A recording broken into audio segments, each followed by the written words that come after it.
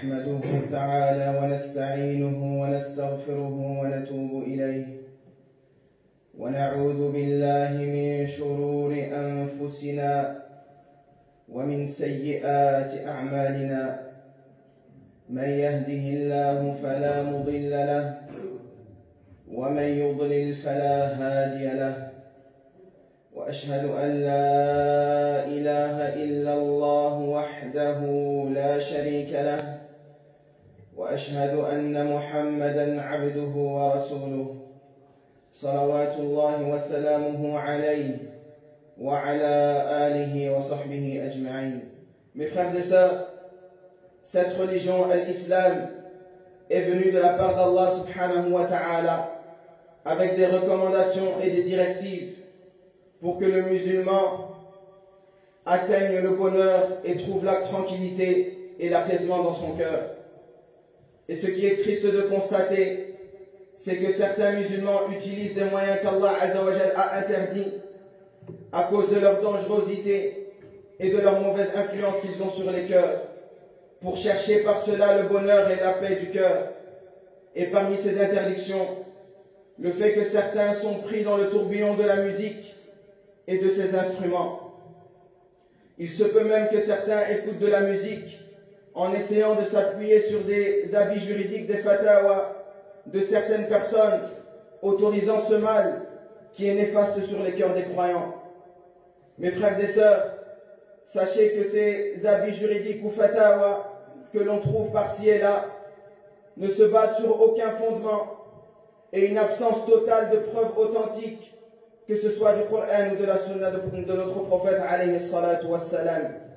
Et l'apparition de ces avis juridiques est la réalisation d'une prophétie faite par notre prophète sallallahu alayhi wa sallam, comme on le verra bi'idnillahi azza wa jal dans cette khutbah.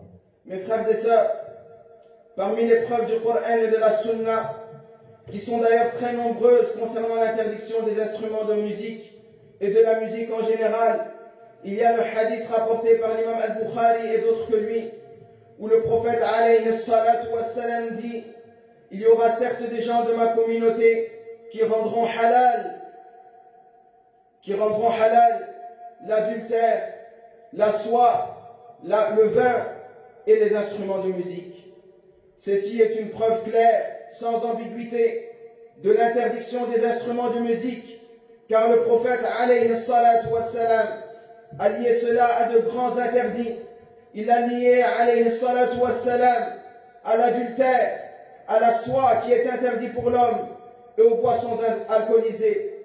Mes frères et sœurs, où sont donc passées les cervelles de ceux qui autorisent la musique et ses instruments, alors que le prophète alayhi salatu wassalam lie le péché d'écouter la musique au fait de consommer l'alcool, et il sallallahu alayhi wa sallam, il a dit cela à cause du mal que cette musique cause dans l'amplification des émotions et la mauvaise influence qu'elle a sur les cœurs des serviteurs d'Allah subhanahu wa ta'ala.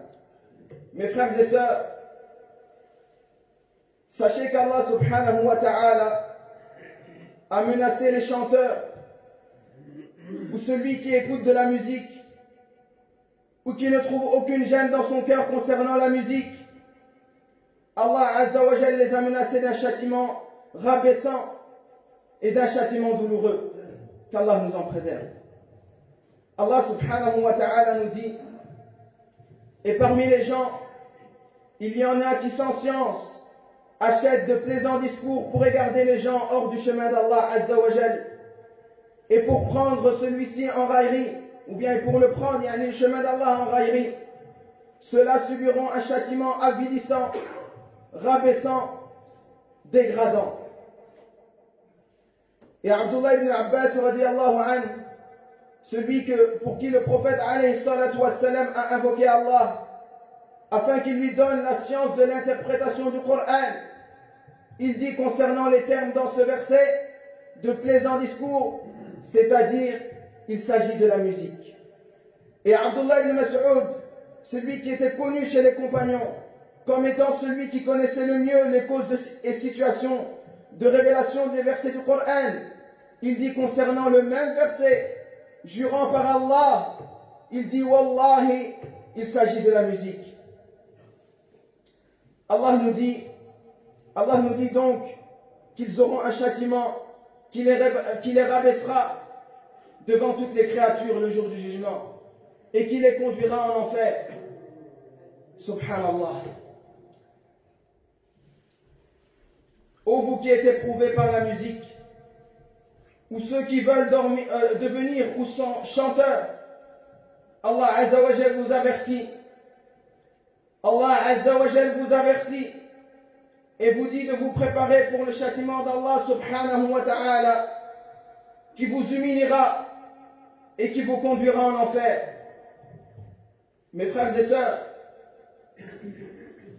Allah Azza wa Jal dit ensuite, et quand on lui récite nos versets, il tourne le dos avec orgueil, comme s'il ne les avait pas entendus. C'est comme si il était sourd face à nos versets. Celui-là, fais-lui donc l'annonce d'un châtiment douloureux. Subhanallah, quelle annonce douloureuse, triste, et quelle annonce très dangereuse. Mes frères et sœurs, Allah subhanahu wa ta'ala dit à son prophète alayhi salatu wassalam d'annoncer à ceux qui écoutent de la musique sans remords un châtiment humiliant et douloureux, qu'Allah subhanahu wa ta'ala nous en préserve tous. Méditez avec moi ce verset. Allah Azza wa Jal nous dit, et parmi les gens, il y en a qui achètent les plaisants discours. Et comme on a vu, le terme les plaisants discours ici, c'est la musique.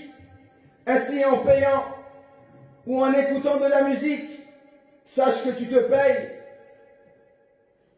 Sache que tu te payes le châtiment d'Allah subhanahu wa ta'ala en enfer.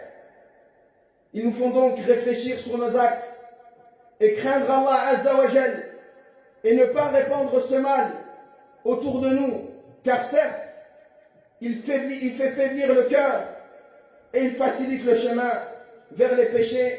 أقول ما تسمعون وأستغفر الله لي ولكم فاستغفروه يغفر لكم إنه هو الغفور الرحيم. Mes frères et sœurs, en disant ces mots, je me demande où est passé le cerveau des musulmans, où est passé le cerveau des croyants. Le livre d'Allah Azza wa Jal est entre nos mains, on le récite et il nous a été descendu pour nous guider. Il n'est pas descendu sur des pierres ni sur des animaux. Il a été descendu pour vous et pour moi, afin de nous conduire au bonheur ici-bas comme dans l'au-delà. Mes frères et sœurs, la prophétie du prophète alayhi salatu wassalam se réalise totalement à notre époque. Comme il a dit alayhi salatu wassalam, il y en a parmi les musulmans qui rendront halal la musique et on vit en plein dedans. Et seul ce qu'Allah Azza wa Jal guide, facilite et préserve s'écarte de ce péché. Mes frères et sœurs, finalement, on n'a que deux choix concernant cette affaire. Soit on se repent sincèrement à Allah subhanahu wa ta'ala en essayant du mieux que l'on peut de s'écarter de cela, soit on continue sans regret avec la musique et on accepte alors de s'exposer au châtiment d'Allah Azza wa Jal qui nous a promis ici-bas avant le châtiment ultime dans l'au-delà. Qu'Allah Azza wa Jal nous en préserve.